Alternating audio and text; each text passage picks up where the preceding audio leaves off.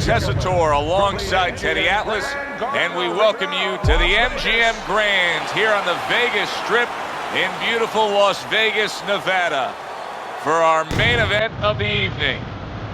10 rounds of heavyweight action. This should be a good one tonight. Both fighters say they are primed, coming off a very intense and passionate training camp. Crusher's showing you that intensity that so many of the very best will display during a ring walk. Totally focused.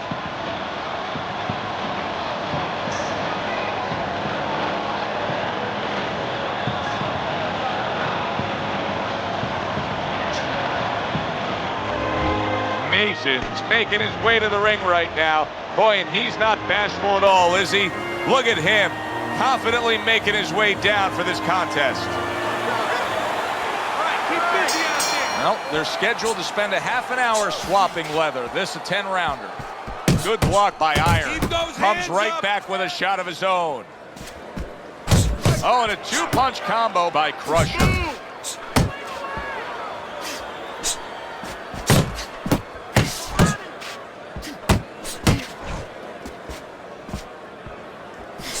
Teddy, I'm assuming many times in your career, you were training a fighter who did not have the reach compared to his opponent. When you were training him in the build-up to that fight, what did you try to cement into his head? The one thing that I had told him is something I had to tell myself, is that we had options. The first was, of course, the traditional way. Tuck up good defensively, move your head, and work your way in. Slip a punch, and now all of a sudden you're closer. You take his height away. The other is to step up and get sort of entice the taller fighter to come in and be short. And coming upon the halfway mark of this 3-minute round.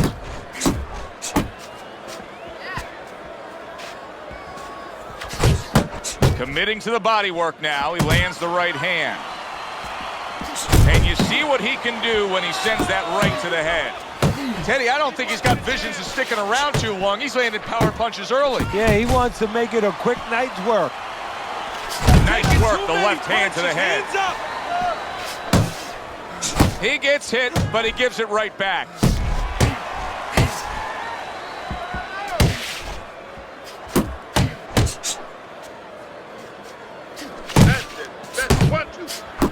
And now he's targeting upstairs. That's a nice right hand that time by Mason. Last 10 seconds of this first round. Get out of the way from those punches. Move your head. Right hand crashes home.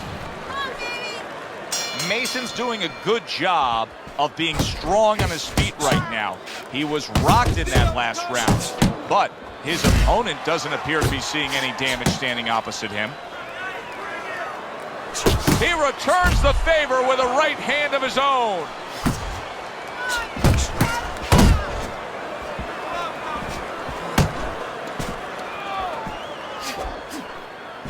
Right to the body. There's the headshot, but he parries it away. Crusher's doing what every trainer wants to see their fighter do. Land punches in bunches. The combination lands.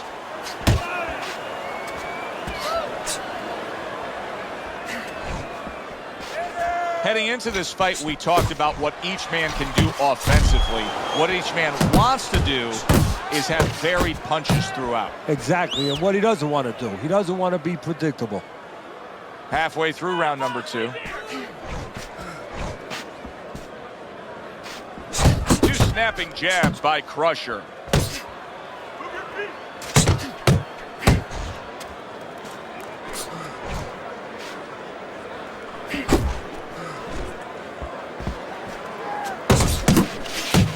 See, he's got his guard up really well that time, and it protects his head.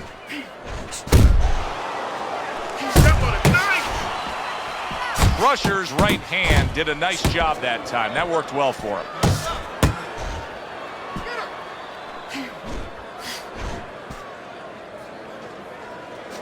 Back to the body. Iron's got a bad cut now that's opened up on his cheek. Blocks it away. Final 10 seconds of round number 2.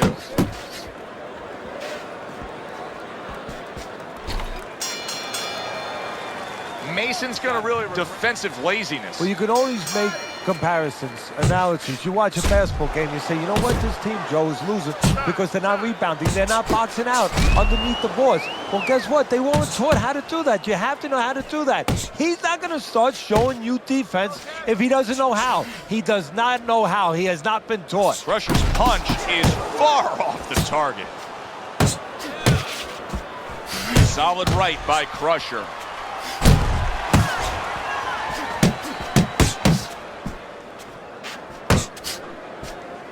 Able to block that away. It was targeted for his head.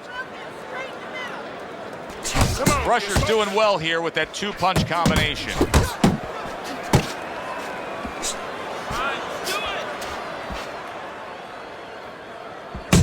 Takes a step back, then the counterpunch by Mason. Very similar to what you see Floyd Mayweather do. You know, make a miss, pull that shoulder back, and then come right back with the counter. We're seeing a lot of work to the body here early on by him.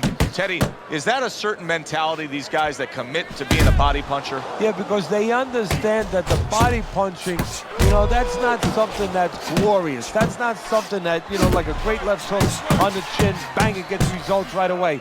They understand that that's something that pays off later and something you got to start early and stay with.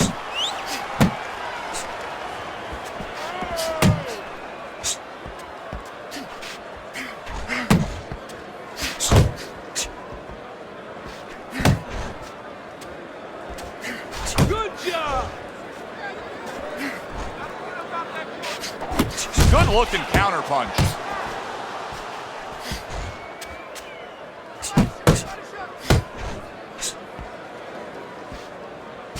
Ten clicks of the talk. Off to the side, a little swing and a miss going upstairs. Keep that head moving. Crusher's got to be feeling the sting of that big power. All right, let's look at Teddy's scorecard after 3 rounds, and you can see that he's up by just a round, but I think it's fair to say that it's anybody's fight at this point. And now they're opening up. Both right hands land. Crusher's doing a really nice job here. I mean, putting his punches together. This is what you're supposed to look like as an offensive fighter. Yes, it is, especially when you have a guy in front of you putting the earmuffs on. You know, you cover up the way that his opponent is. You're supposed to put them together. 1 or 2 are going to be blocked. But when you put them together like that, they're going to get through. Back to the body. Iron's right hand scores well that time. A sound combination by Crusher. You can see he's trying to score up top, but off the mark there. Keep your hands up.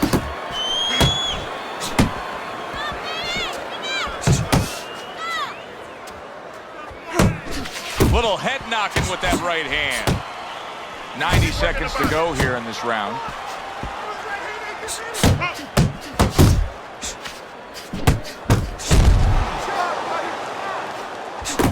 Little volume punching to the body there. Focused on the inside. Not hitting his mark there going upstairs. Still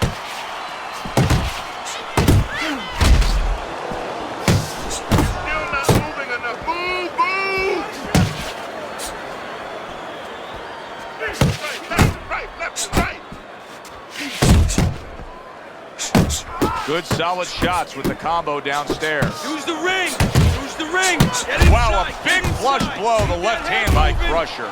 I think everybody's impressed by the work he continues to do here on the inside. I'm impressed, but I'm impressed with the way that he keeps getting in there. He digs in with an uppercut after blocking that shot away. And the round And comes I'm to wondering what he's using in there. You know, you can only use certain things, Avatine, adrenaline, and thrombin. I'm wondering if he's using illegal things right now because that's the kind of cut that tempts you to use crazy glue. through the straight right hand, but didn't score with it. Combos. I like that step back right there. Just enough to be out of danger, but still close enough to then land the counterpunch. Well, that's what happens when you have that kind of experience. You're calm enough to know that range, know where the beginning of the punch and the end of the punch is. And he returns on that exchange.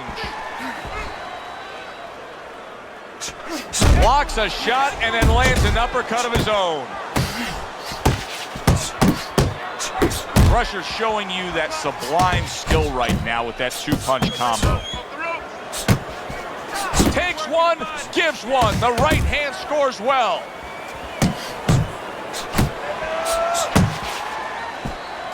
Off the target by Crusher.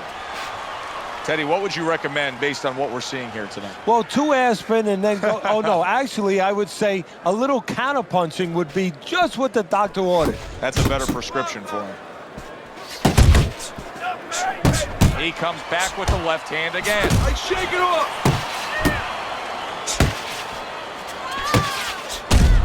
Get after him.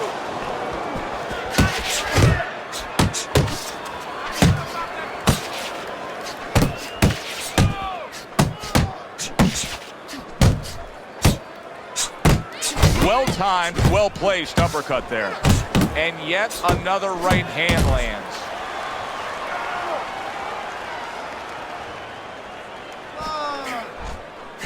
Last 10 seconds.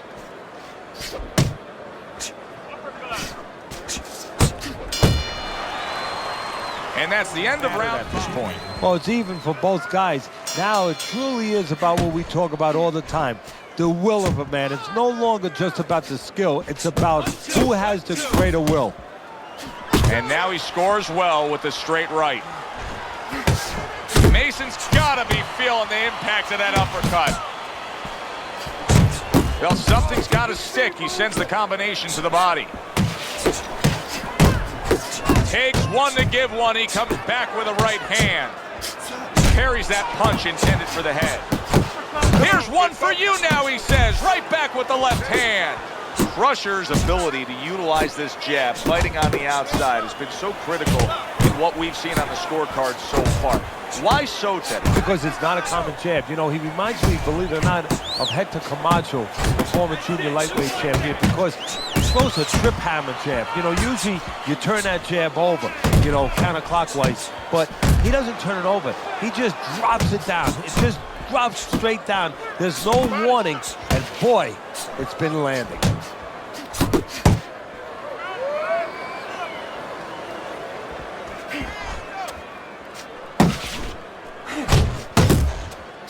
He scored well after being hit himself.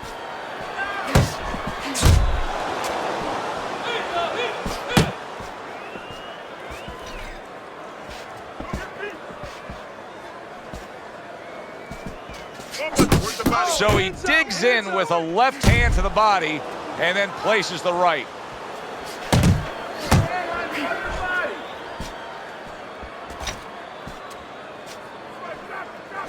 Piercing jab.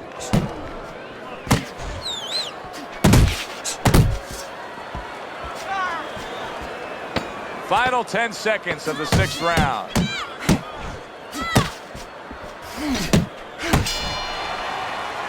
And round 6. Another round, and if it keeps up with the rest of them, it'll be closely contested and hard to score.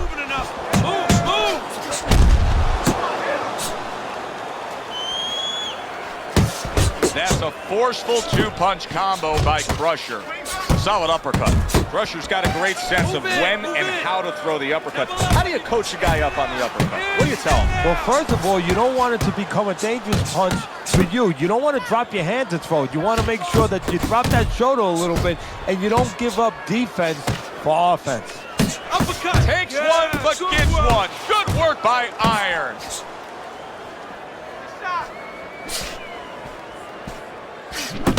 Crusher's showing you what it takes to be the best in this business. Good, crisp combos. Iron's movement's really helping him out, avoiding that punch.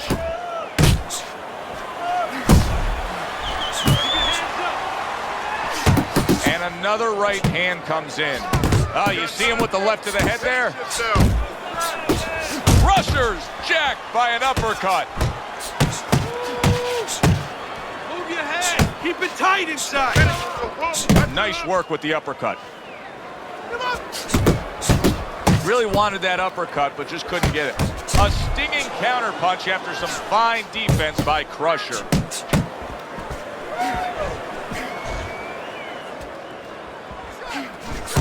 He's committing to the work downstairs. He puts forth a right hand. And you see what he can do when he sends that right to the head. The combo lands upstairs. Blocks away that headshot. Flush right hand to the head. 3 minutes gone by. Okay, all right, this round I want you to move. Crusher's starting to grab control of this fight now. Look at Teddy's scorecard as we start round number 8. Was a close fight, but just slowly creeping away from his opponent as he extends this lead. Well, this is where you start to see the personality. You know, where you start to have an x-ray, a portal into the soul of a guy. What he's made of, what his temperament is, the decisions he makes. He wants to be special. He's separating himself.